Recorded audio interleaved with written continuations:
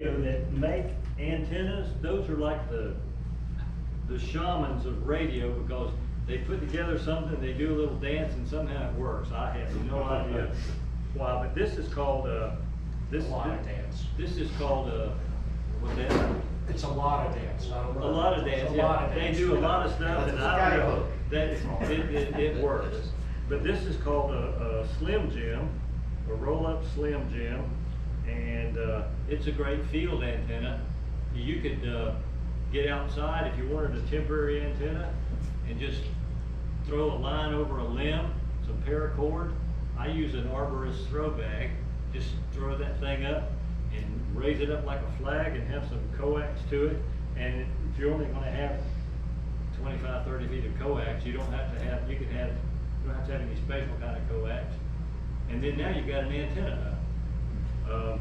Or this is what your repeater, it's up 80 or 90 feet, isn't it? Something like that. Yeah. It's one of those antennas, and he's had one that's been up there for years. So that's one type, and these are about $30. And they come, excuse me, they come in either GMRS or 2 meter Ham. VHF. Yeah, and this one is a regular, this one is GMRS. And they look just about, they're just a little bit different in size. But another type of antenna, of course, is a mag mount antenna. And then there are other antennas that are, well, Jim, tell us about some other antennas, please. Like the one we're gonna be using for Cross Creek, which is an 11 dB gain. That's approximately about 30 times the signal of the antenna you just showed me. It's a very good repeater antenna, so it'll have a lot more range because of it. Better It's about a receive, better $100 transmit. antenna, is it? About 150 for that one. 150, okay. Yeah, it's one of the MFJs, but that antenna is, if I remember correctly, 28 feet tall. I think it was 28 feet. 28 feet? It's a good size antenna. Okay. But it is an actual repeater antenna. But you can use that as a base station antenna. They were beautiful. And the way this works, you've got your radio here. So let's say you've got let's take Candy's radio there. She's got a 50-watt radio, and coming from Candy's radio is some coaxial cable. All right. Now what happens is when the signal leaves, if you got a 50-watt radio, it's putting out maybe 45 watts, maybe, because stuff, there's heat builds up in there, and some of the radio signals get eaten up. But as it goes down the coaxial cable, you lose signal, because that signal turns to heat and it gets lost. But so maybe, Everything has resistance. yeah, it's got resistance to it. So whenever, let's say you end up with, I don't know, I'm just gonna pick a number, an illustrative number. Say you end up with 35 watts power when you hit the antenna. Now, if your antenna has what's called gain, that means it's gonna magnify that power. So let's say that you've got an antenna with what's called 6 decibels of gain. This is all, it's kind of hard to understand, but basically 6 decibels of gain, and for every 3 decibels of gain, you double your power. So I got 30 watts, and if I've got a they call it dBi, decibels, anyway, just dBi gain, it's gonna be 60. Well, now if I've got 6 dB of gain, it's gonna be 120, because you double it from 30 to 60, and if you double it again, you go from 60 to 120, you see? So now I got 120 watts of effective radiated power coming out of my antenna. And it also boosts your receive as And well. yeah, when you're coming in, it's Better gonna gain that way. receive better. So you got your radio that's got power, you're gonna lose power in the coax, and you're gonna gain power through the antenna if you have a high gain antenna. Now, what if I don't wanna lose power in my coax? Well, then I need to get coax that's not very lossy. Lossy means it loses stuff. And at these frequencies, UHF, it loses a lot. At lower frequencies in the HF range, they don't lose that much. Okay, but this loses a lot. So rather than having little skinny coax like this, but there's not enough of a coaxial run here to make a difference. So they measure the amount of loss in a 100-foot run. So if I'm gonna have, say, 100 feet of coax, or even 50 feet of coax, LMR 400 is a good low loss coax. Something 400, yes, Sam? That LMR 400 is, it's the best you can buy. But there is also a KMR 400, which costs half as much. And Jim tested that. It's and very, compared very it with- similar. And they compared very close, right? Very, very similar. For half the LMR money. is a brand name, it's patented, it's Times Microwave. It's the cable they make.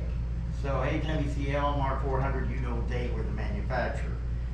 There are other companies, including China ones, and I've been finding KMR, which was made by one of the China companies, where they built cable to about the same spec. A little loss here, but not bad at all compared to standard coax. So yeah, if you're running especially 100 feet, I think we're running about 100 on yours.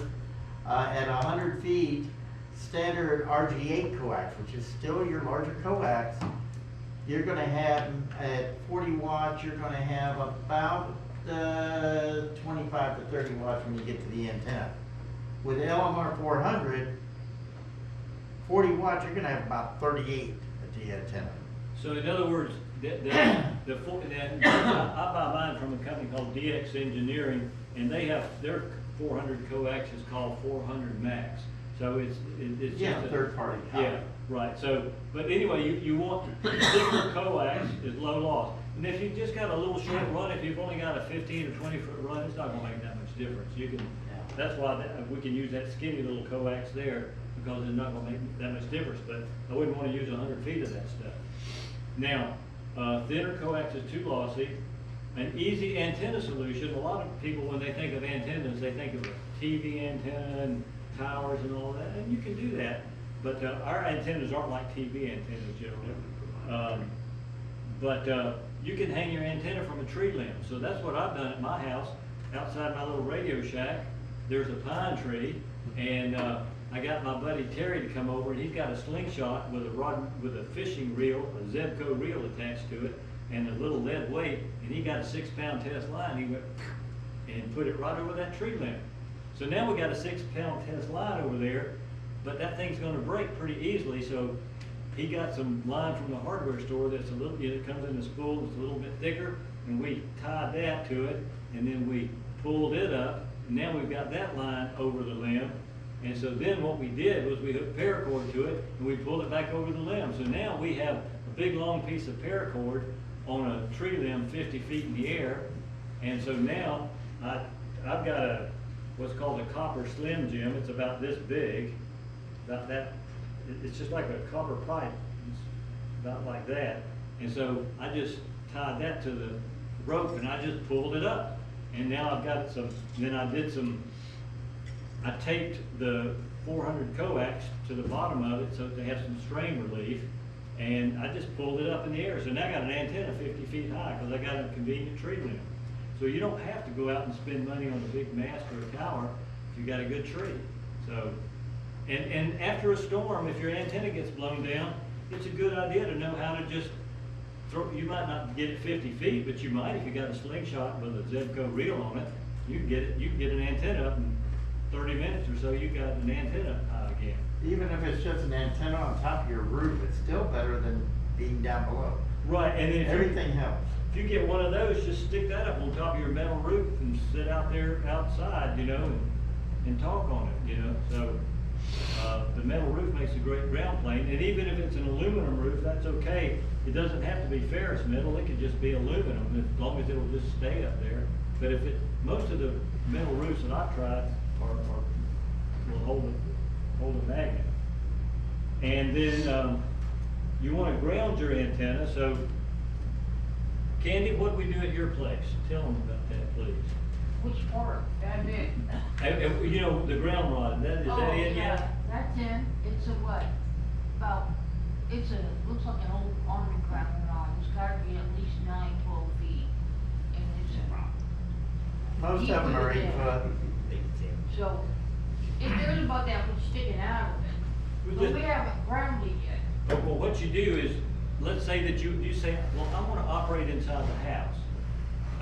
Well, if you don't care about operating inside the house all the time, you can just put your antenna up in a tree and have a piece of coax, leave it outside, and what I do, when I leave one outside, is I get a peanut butter jar, and I make little, like a cross and an X in the top of it, and then I just zip tie that to a tree, and I take the coax, cause you don't want the end of that coax getting wet.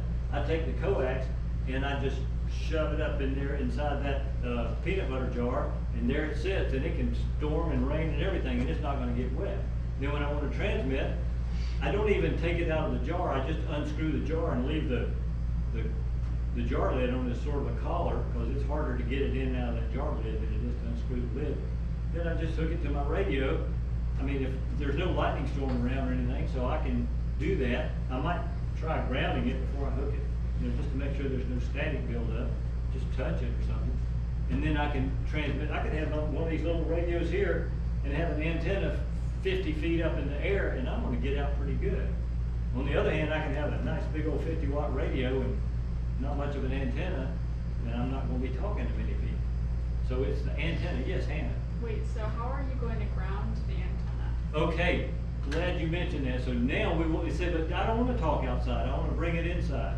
And I don't want lightning coming into my house.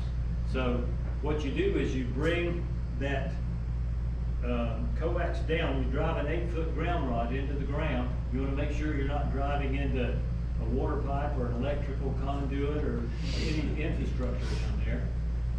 In fact, you can call, what is it, 811, or there's some number you can call and say, hey, they'll come out and check for free to see if there's anything down there. But you drop the ground rod into the ground, and then you buy a little thing called a surge protector, a lightning arrestor.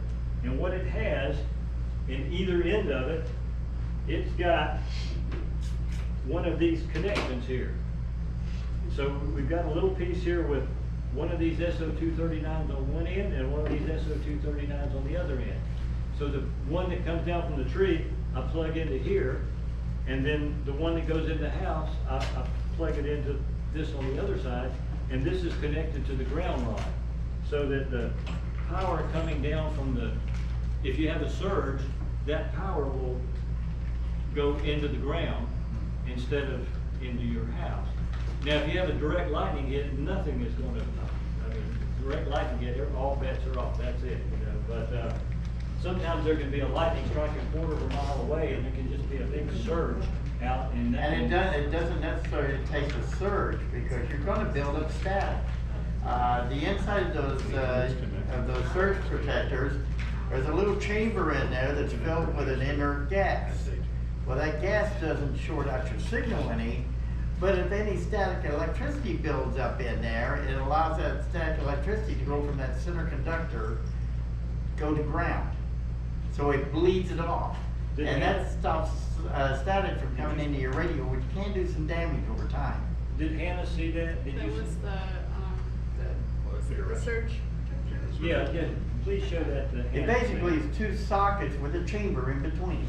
And this, And then that chamber is, that whole unit is clamped to that ground rod. And so is this gonna be it's gonna be outside most of the time? That yes, will it'll be outside outside. in the ground, yeah. But they're reusable, they have these screws out there. Some of them can be reused, some of them you replace, it's according to the design. There's also the spark gap versions that were popular many years ago. But they're almost all going to the gas discharge now. The phone company, you know, your interface box on the outside of your house, it's got gas discharge detectors in it because to protect their phone lines. And of course, cable companies, if you've got cable TV, you've seen the same thing on theirs. So it's very popular with almost all industries to try to protect stuff outside. And of course, our antenna, well, you're sticking a golf club up in the air. So, it's just a matter of time. You will be hit. You could get hit. I I've had taken a one few. get hit. And, fortunately was able to haul it down and replace it and haul it back up. Yeah, Murphy's Law. My tower out there at TV 20, I take a hit about once every 2 or 3 months. That's what I Okay. get for putting it 600 feet. The next thing we wanna talk about, so we've talked about radio, and like I said, if you'll leave me your email address, I will send you all these slides, and I will send you the article on which the slides are based, so you can read the article, and then that way you don't have to remember all this stuff. A radio net is a gathering of people on the radio. So basically, we say, hey, let's all get together on the radio at 3 o'clock. Okay, so everybody gets on the radio. It's like a big party line, okay?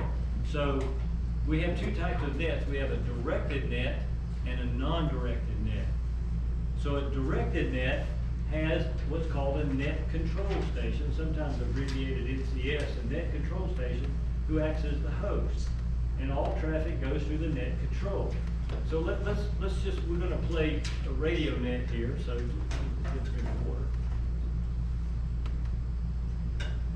So I'll be the net control station, and we'll have several people sign on. Let's see, Sue and Jim and Mark and Candy. If you'll be the people on the net, okay?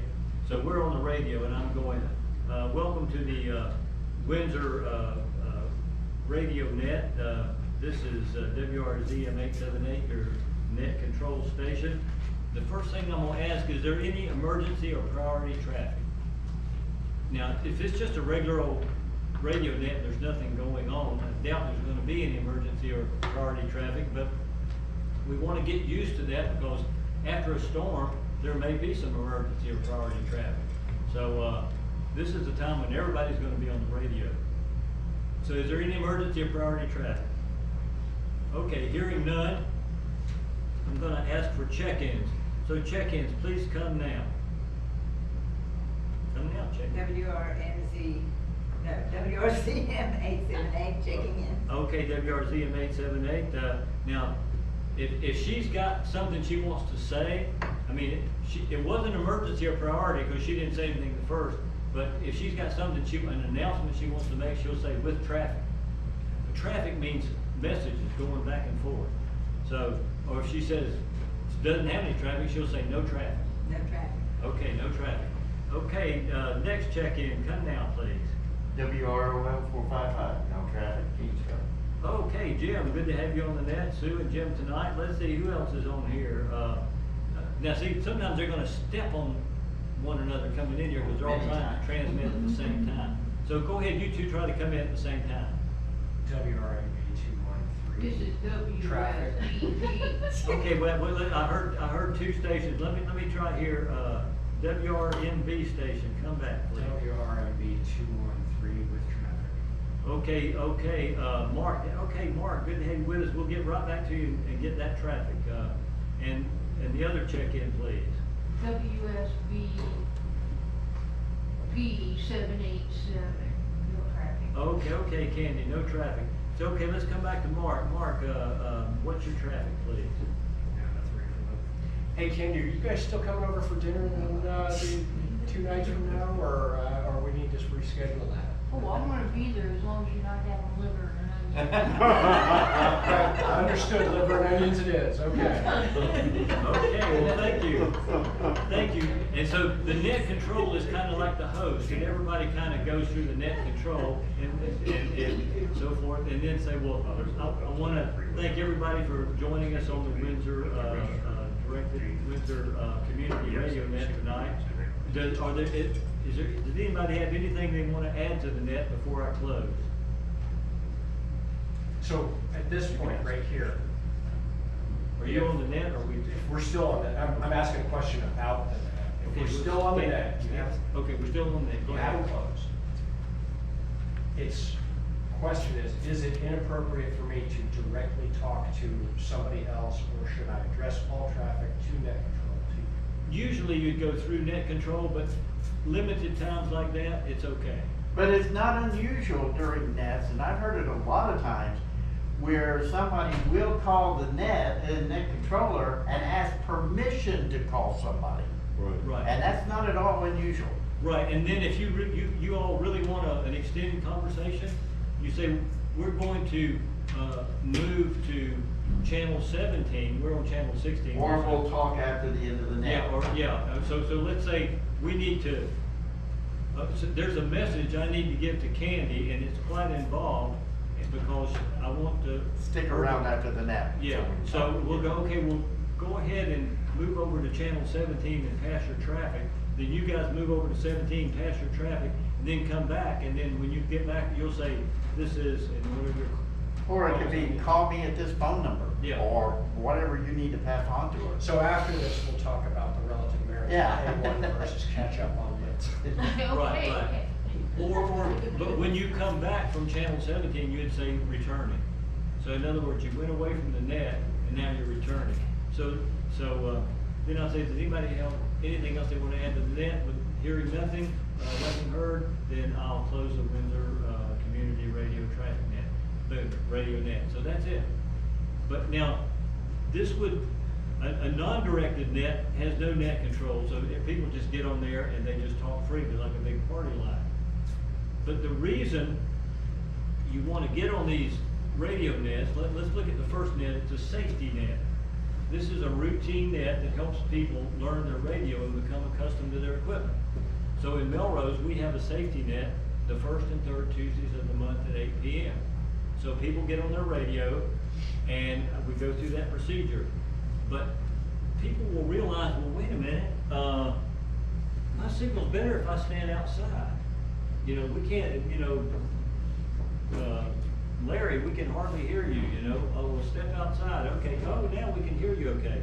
Well, Larry just learned that, if you're outside, the signal works better. Or maybe I need to get an antenna. Or you maybe. Start preparing. Yeah, get a better antenna. Another thing can happen, especially sometimes when you're on the edge of a signal, is I'm standing right here and I'm hearing it perfectly, and I move here and I'm not hearing anything. Remember the old Verizon commercial, can you hear me now? Can you hear me now? Well, that's what it is. Can you hear me now? Can you hear me now? Well, why is that? If I'm standing right here, oh, wait a minute, I hear something. Oh, yeah, they hear me? I'm not gonna move. I move here, boom, it's all gone. Like I said, when you're on the edge of a signal, this can happen.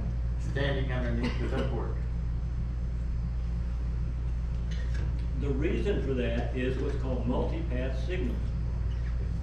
We got radio waves coming in from here and coming in from here. They're bouncing off the garage door. They're bouncing off of everything. And so, excuse me, sometimes those radio waves, you got radio waves that look like this, right?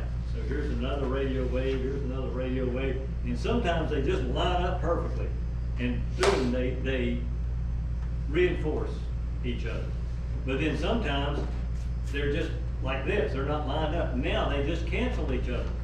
So I can stand right here and it just so happens that the radio waves are reinforcing each other fine. So I can talk.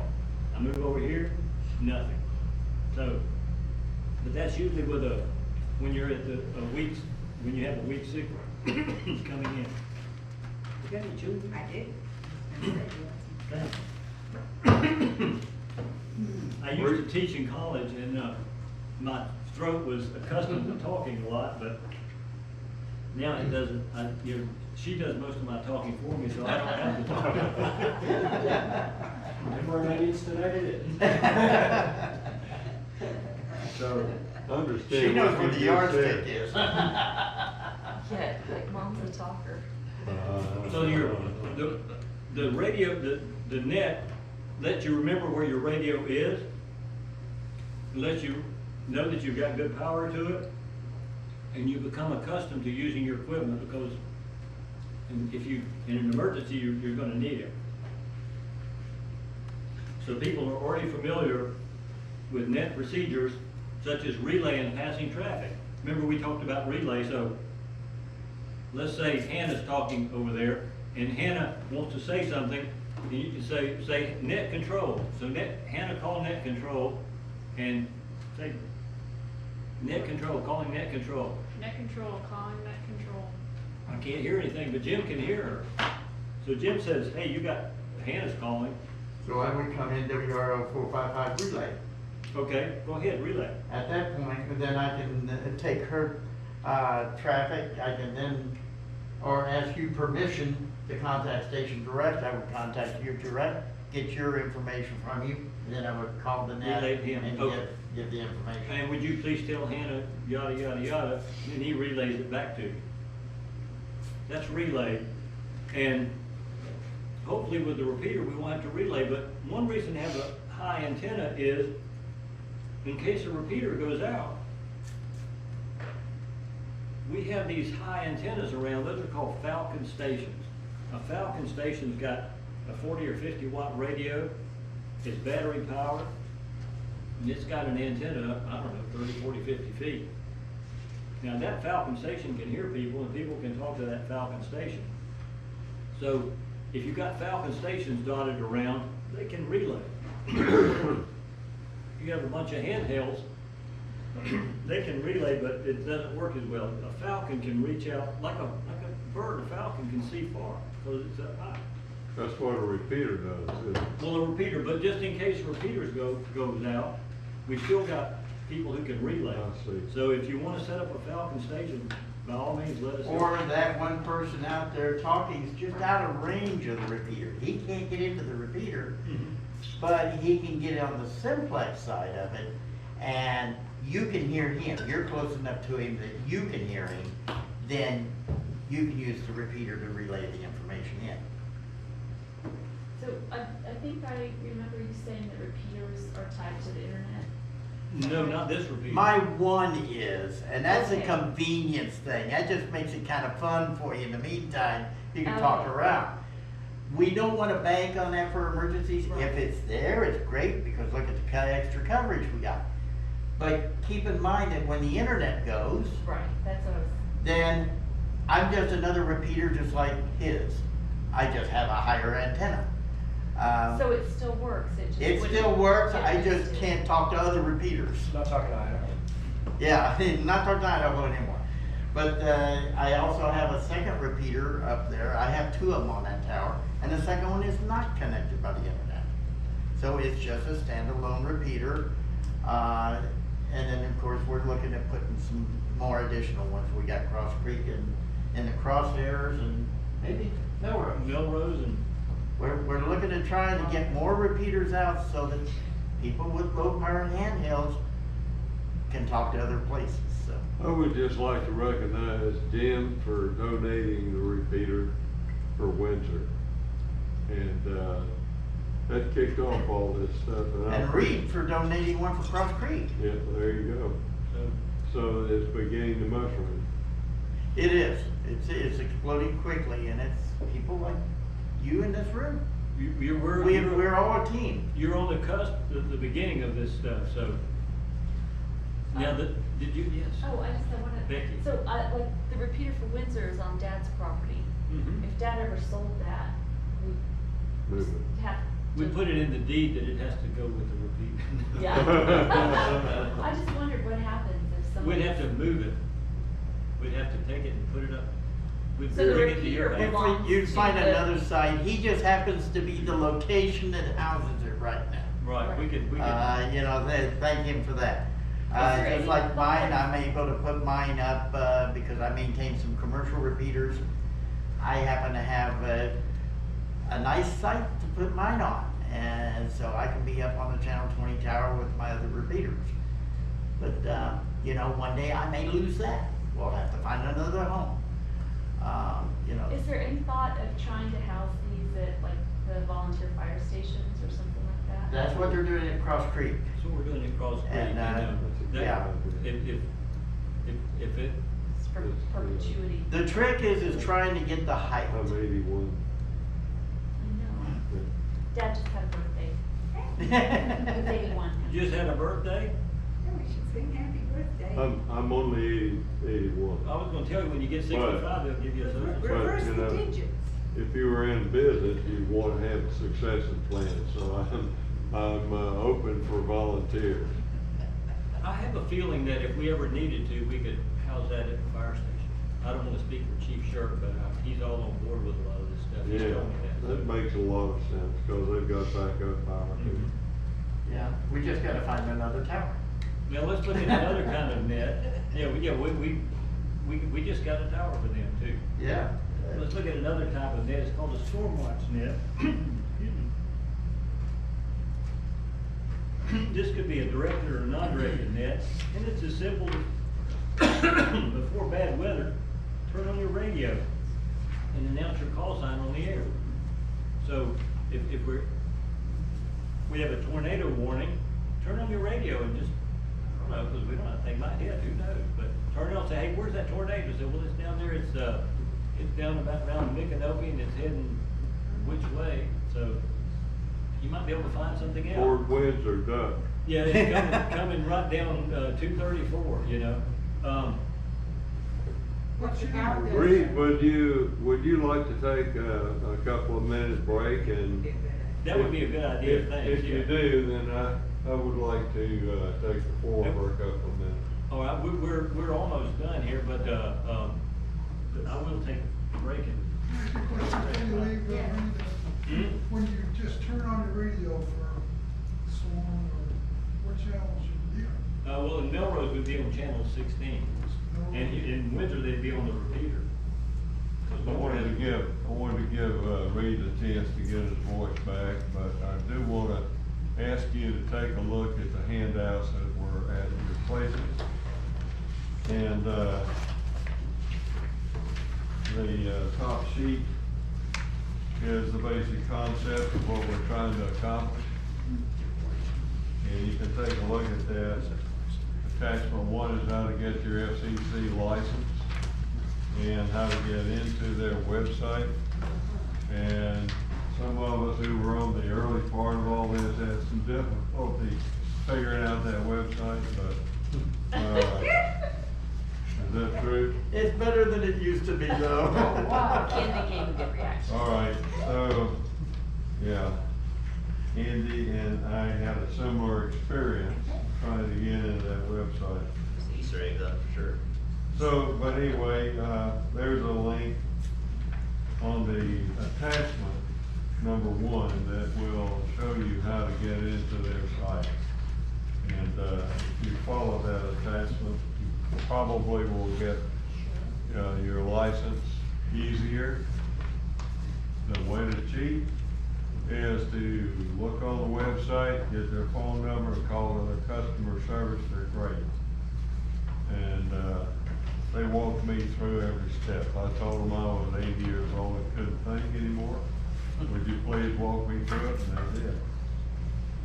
So, attachment number 2 shows the basic GMRS equipment choices. So, I'm gonna just summarize. The 50-watt radio is gonna reach much further and it requires an elevated antenna on coax. And that's the one Candy has and the one that Reed, similar to the one Reed was demonstrating. The handy talkies, the GMRS 5-watt handy talkies are next. And if you live inside the footprint of attachment number 4, the map, then you can reach the repeater with a handy talkie and you don't have to go the extra expense. It's always a good idea to raise the antenna though, even if you can only get 10 or 20 feet. Even if you don't need it now, if something should happen to the repeater, that's your backup. Right. Are you saying that on this map, that anywhere on the map that you have covered? Yes. So I have Now, I have if you coverage look in down Melrose? south, sir, I have coverage in Melrose? no, it doesn't quite get out to Melrose, but it gets out. With a 50-watt radio, you could probably do it though. If you see a 100% by any location, that means we actually tested that site and got two-way communication clear with a handheld with the exception of Candy's location, which is 1.5 miles north of Micanopy. And we were able to speak on a handy-talkie there, back to the repeater, but it was scratchy. It worked one day, it didn't work so well the next day, conditions have You were on something to the do with it. fridge. So with a 50-watt transmitter, or 50-watt system. So the 50 watt is clear from her house down at Micanopy. It probably will reach all of Micanopy. And we have a tested Hawthorne with a 50 watt radio, and we have tested Melrose, by the way, from Reed's 50 watt into our repeater, and we had success. One is about 2 miles from. However. Well, to give you an idea, Wait, today, give me just a second, because my thoughts go flying off. So, in fact, I think it just did. Heard that before. Yeah. So we were able to talk on his 50 watt to the repeater to my little handheld sitting in the living room. So, that worked. However, it would be much better if Melrose had their own repeater, for the simple reason that in an emergency, we're all gonna be trying to compete for airtime. And your neighborhood might have 20 guys out there with chainsaws trying to coordinate their efforts, and tractor crews trying to get trees out of the road and all that, while we're doing the same thing in winter. And if we're on the same repeater, we're gonna be competing for airtime, trying to coordinate our efforts. So it's better if every community, every neighborhood watch has its own, repeater. So let me go to attachment 3. Attachments 2 and 3 have all of the equipment that Reed's been talking about, and there are hyperlinks in blue. If you put your email address on the sign-in sheet, I can email a digital copy of this paper. And to get to any of this equipment, you just hit control and click on the link, and you'll be able to go straight into the source where we bought ours. By the way, we're not selling anything, we're just trying to balance cost and performance as best we can. We've tested several different kinds of radios, and the ones that are on attachment 2 and 3 are the ones that we can say we've tried and say they work fine. So attachment 3 is the rest of the GMRS equipment. On attachment 2, there are 2 options. One is what you need for a 50 watt radio, and option 2 is what you need if all you are gonna buy is a handy talk. Reed, thank you for that. I hope you. Thank you. I think it's gonna work. let me throw one thing in real quick for an answer he was having a little earlier. Today, on the way in here, down, if you take this road back to Highway 20, pretty good distance. I did it from inside a truck with a 2 watt handheld into this repeater. Hit this repeater. So that's the kind of range he's got. That was with a little 2 watt. So you know that you're gonna have good communication with a 5. So, yeah, the repeater is doing a pretty good number. It's doing a good job of it. Okay, then let's kind of. I just would like to take one more second, and then I'm gonna sit down and be quiet, I No promise. worries, no worries. All right, on attachment 4, which is the map, it shows Micanopy down there at the intersection with Highway 441. Sleepy Hollow is abbreviated SH. That represents about 1.5 miles, not this deal, but, Rochelle, we were able to get 100% on handy talkies. And, with the 50 watt radio, Sleepy Hollow got great signals all the way down. That's 11 miles. It did good on a handheld on that antenna. That's right. On the elevated antenna, it did pretty good. The 50 watt is even clearer in the background, so that was a major improvement.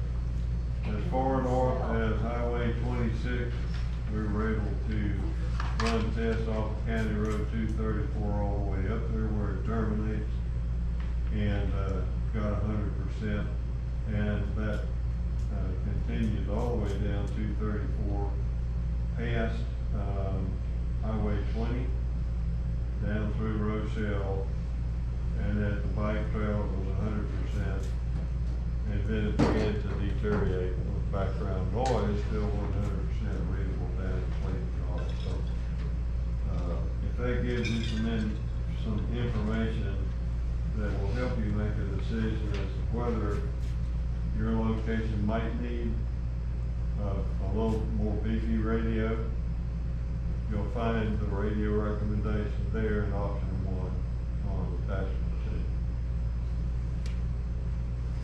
I guess that's it. Okay, so we had a safety net, which would meet a couple times a month or something like that. A storm watch net, which you turn on your radio before a storm. Then we have what's called a rag chew net. In radio, rag chew means just getting on the radio and yakking. Now, what's the advantage of this? So let's say after dinner, around, I don't know, 8 o'clock or whatever, people around town turn on their radio. Well, why would we want to do that? Because you turn on your radio and then you go, hey, anybody got a copy? And somebody says, yeah, this is Wilbur Smith. Wilbur, where are you located? I'm about 2 miles down the road from you, wherever. And so you start talking with Wilbur. You never met Wilbur before. Wilbur lives right here in Windsor, and you don't even know Wilbur. But now you've met Wilbur on the radio, and then Sally joins in, and Sally says, oh, hey, Wilbur, how are you doing? Oh, good. And then now Sally knows Wilbur, but and you know Sally. Two things are happening. One, people are using their radios, okay? And that's really important. They're getting used to using radios. When I first got my smartphone, I had no idea how that thing worked, you know? And it still do a lot of things. It will still do a lot of things I don't know how to make it do. But the fact is, I use it all the time. And so if I can use that thing, I can sure use one of these radios, because this is about dead simple compared to that smartphone. And so people start talking. And such chatter is important because you get to know your neighbors and you practice using your radio. Now think about a community. Let's look at two communities. One, nobody uses a radio. People know each other somewhat, and then somebody out there are people out in the woods they don't know, and if you don't know people. We got another community in which a lot of people have GMRS radios, and at night they're turning on their GMRS radios and they're talking with people. And you get to know people. I'm a ham, and I know people in Ocala, 6 or 8 people at least in Ocala that I've been talking with for years. I've never seen them in person. And yet we recognize their voices. I know Jen and Steve down in the forest, and I know Doug, and I know Joe, and I know Ken, Joe. You know, so you get to know these people. And I told them one time, I said, look, I got this radio in my Jeep in case I break down in the forest. You guys would come, you guys would call 911 for me. They said, call 911, heck, we can come get you. Never seen these people. But that's what happens when you get on the radio and you start talking to Wilbur out here in the woods, and then one day you run into Wilbur here at church or downtown or somewhere in Publix or something like that, and you go, you're Wilbur, you live at, yeah. Well, you know, I'm Becky, you know, so next thing you know, you have a more cohesive community. And a more cohesive community is a community in which people look after one another more. And so when the power goes out, let's say we don't have to have a great storm or anything, but for some reason, the power is all out in Windsor, okay? And people, what do? Turn on your radio. That should be your reflex response. Turn on the radio. Hey, what's going on with the power? I don't know, you know. But Mrs. Finkelmeyer over there, you know, she's on oxygen, and she's got an oxygen concentrator, and somebody needs to go check on her. Because I know that because I've been talking with Miss Finkelmeyer on the radio, and she says she's on oxygen. So, and well, I live about half a mile from her. I'll go down there. You see what can happen? Question, same question. basically. So all these different nets, like including the Ramsey net, Melrose, they're all on 16? Everybody's. Yeah, pretty Right much now. we use 16, yeah. I mean, we could change it, but it's, So I mean, everybody's in these different nets, everybody's on the same thing. well, we're not on there at the same time, you know. We could be. Well, we could be, but in that case, you'd say, okay, you guys move over to channel 15. We get to know some new people. Yeah, exactly. Now, let's look at, we're almost done here, but let's look at the structure of an emergency communication system, all right? The innermost, think of a series of concentric circles. We've got one circle here, and then outside that, we got another circle. That inner circle, those are your GMRS, FRS users, okay? Some people, these are the ones we talk locally. That's where you're coordinating, tree removal from the roads and all kind, you know, just all kind of stuff. But then, outside of that, some people in this circle will have a Falcon station. See that in red, Falcon station. That's an antenna up 30, 40, 50 feet, a 40 to 50 watt radio and a battery power. Well, those Falcons, they can see, that they can reach out. So if I've got a little handheld radio, I'm gonna live next to Falcon because they can maybe send signals out for me that I need for them to. They can get outside the circle. They can get out, yeah. They can reach a repeater if necessary. But this is the inner circle. Then the next circle, the long distance circle, is composed of ham radio operators. Who's a ham radio? Sam? Everybody's ham, okay. So you got you're a ham radio operator. If you've got a ham Falcon station, that means you've got an antenna up 30, 40, 50 feet. You got a 50 watt radio, VHF radio. Well, you can reach the Alachua County Emergency Operations Center. Their call sign is NF4AC, and during emergencies, they have hams over there staffing the radio room. So you can say, hey, you know, Sally Nesmith's over here. She's got a 5-year-old daughter, and we think she's having an appendicitis. And the roads are clogged up. We don't know what to do, you know. And so at least they'll know about it at the Emergency Operations Center. Maybe they'll send a helicopter out here somewhere, somebody can clear a landing zone and get her in there and get her out. Because what happened was Sally Nesmith had a GMRS handheld radio, and she got into the repeater, and somebody that's on the repeater says, well, I'm a ham, I'll get a message to the Emergency Operations Center. And it may be that the Emergency Operations Center will have a GMRS radio, and it may be, if your antennas are up high enough, you'll be able to talk with them. They've got one installed now, and then I'll be putting one out at the Waldo EOC. Okay, so, but as long as you might be able to reach them by simplex, if your antenna's high enough and theirs high enough, but the ham can certainly reach them with VHF radio. Okay, so those are emergency 911 messages right here.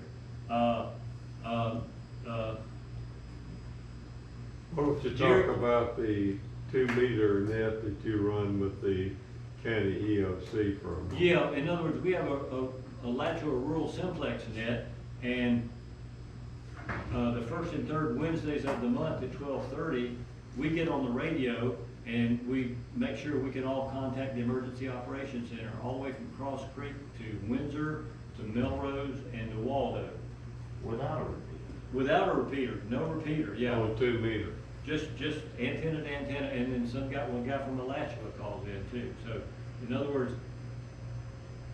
if everything goes down, those 800 megahertz radios they're wonderful when they work, but they got a lot of stuff that makes them work, and there's some points of failure. If they go down and everything's down, we got ham radio. Now, ham radio is like the donut tire. It's not the communications you want to use all the time for all this kind of county stuff, but like your donut tire, which you don't want to use that all the time, it's so much better than nothing when that's all you've got. So if there's Sam's a ham here, and he can reach the Emergency Operations Center. Jim Arnett is a ham, and who others? Hams are in Windsor, I mean. Okay, we got other hams in Windsor. And if you'll join into at 12:30 on Wednesday, if you can, the Alachua Rural Simplex Net on 146.55. So that is the outer circle. So we got these GMRS people and ham people, we're kind of all working together. So we got 911 messages and then information messages. The Emergency Operations Center, they wanna know what's going on in Windsor. Say, we don't have electricity, we don't have, broadcast radio, we don't have, cell phones, and they go, okay, we know, at least they know what's going on out here. And we got trees down all over the road. Those are information messages. Now the County Emergency Operations Center can factor that into whatever their plans are. And then the last type of message is a health and welfare message, and every ham can do these.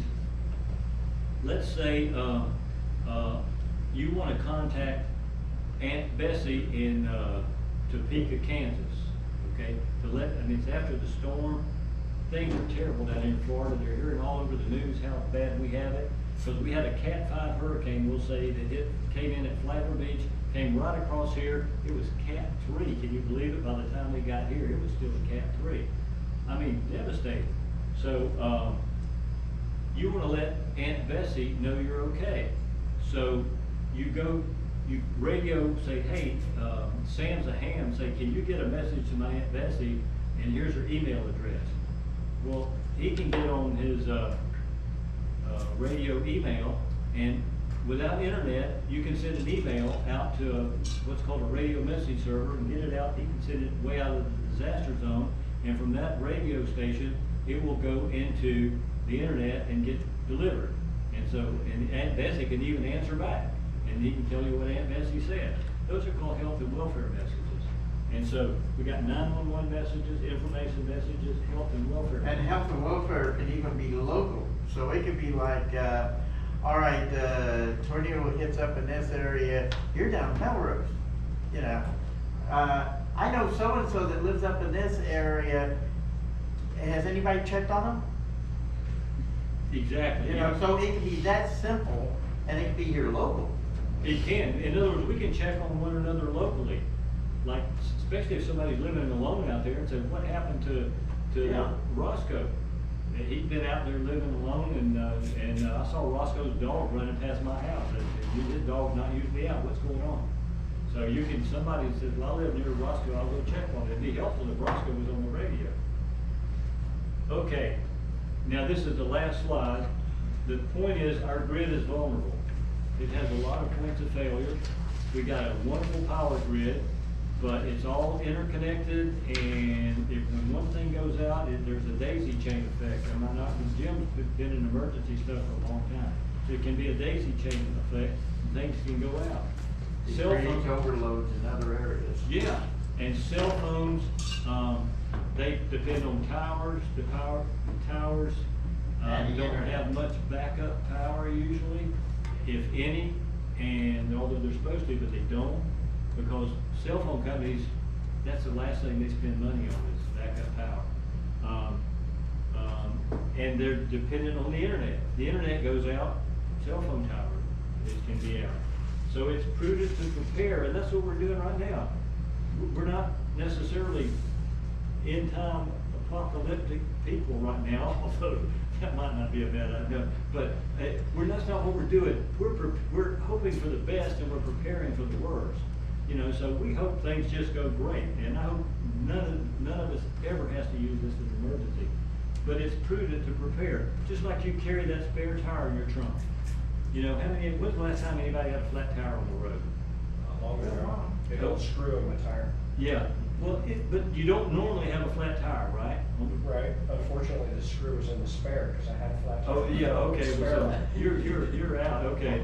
But you carry that spare tire, because it makes sense to do so. So this radio stuff is like your spare tire, but this can be fun too, as you get to know people. So the big question is, if it's not us preparing, who, and if not now, when? So that's, I'll leave it Keep there. in mind too, these nets that we talked about, those are great places to ask questions.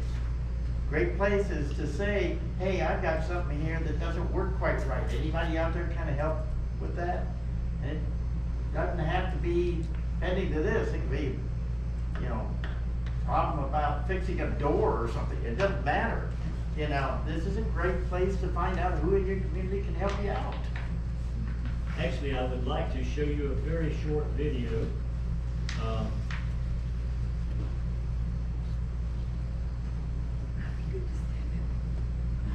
This is a very short video, about 5 minutes. These chairs and are we're all done. for it.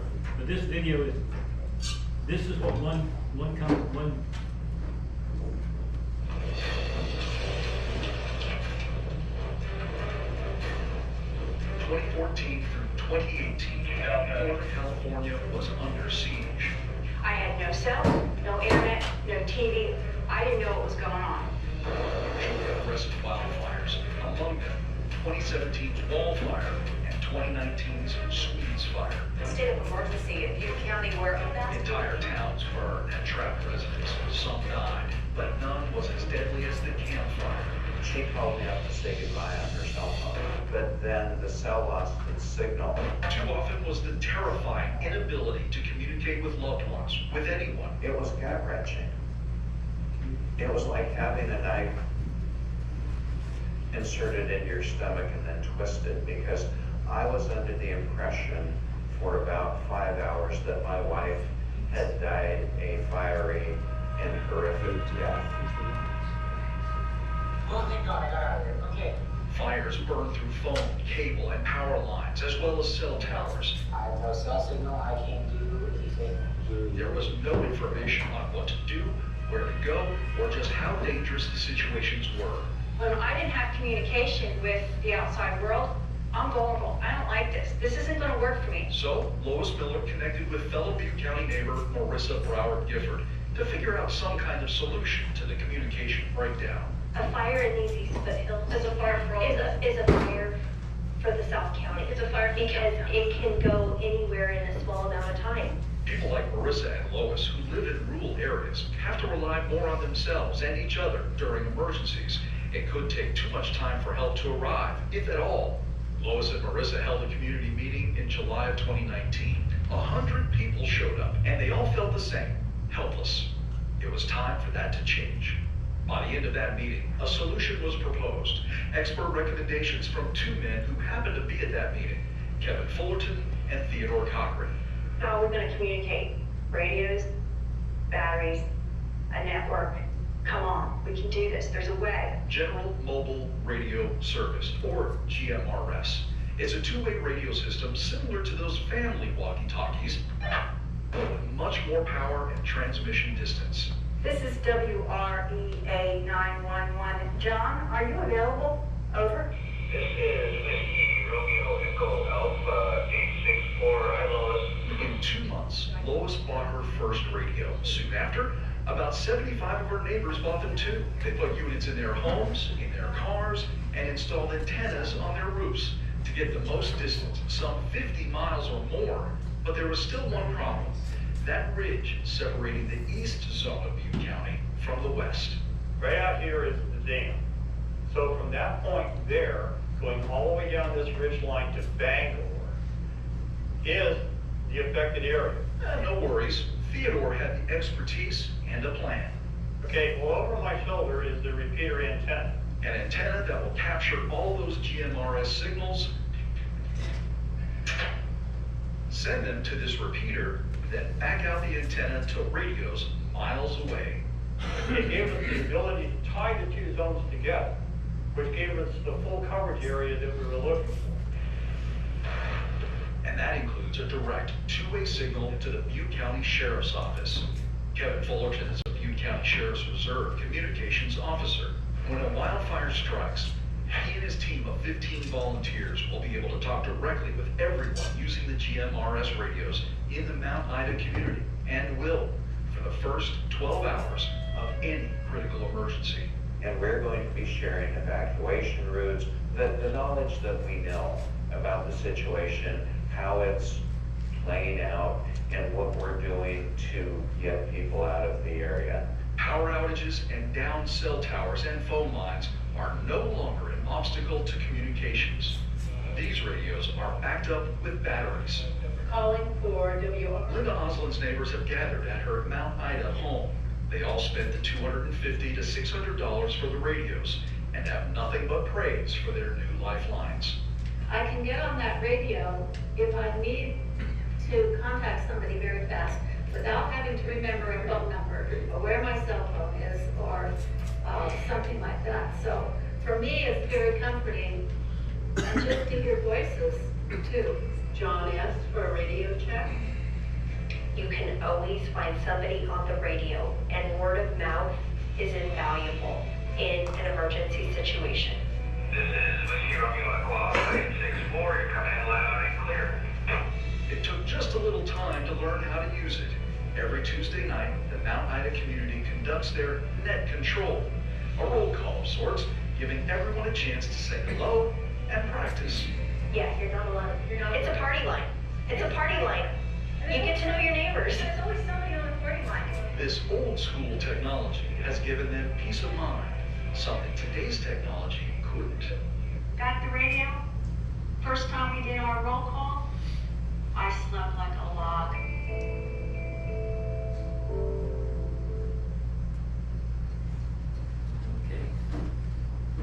At Vistaprint, we print everything. There we go. Well, thank you for coming out and, sign on the radio, Sam. I'll turn it over back over to you, Sam. Thank you. Well, first of all, let's give Reed a big hand.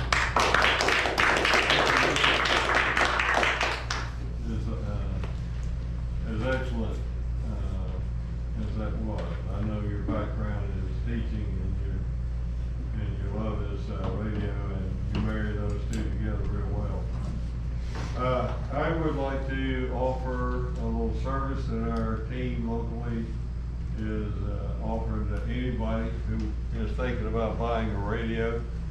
We can come by with handy talkies and a 50-watt radio and a slingshot and elevate an antenna and test your location.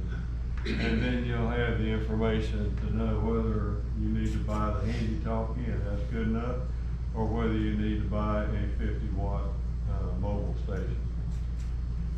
And you won't be wasting time or money. And I wanted to turn it over to Candy for just a minute. She did buy handy talkies first, and then we found out that they weren't quite what she wanted, but the 50-watt was. So, you wanna talk about what you wanna do with those handy talkies? Well, I'm gonna sell these two, cause they're not gonna really work where I live. So, if anybody wants, it's them, same ones that are in that box right there. The B5s, sell these out. They're about paying, UV5Gs?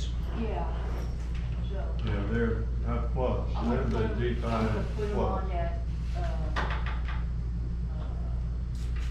shop thing on Facebook, so, but if you know anybody needs some radio.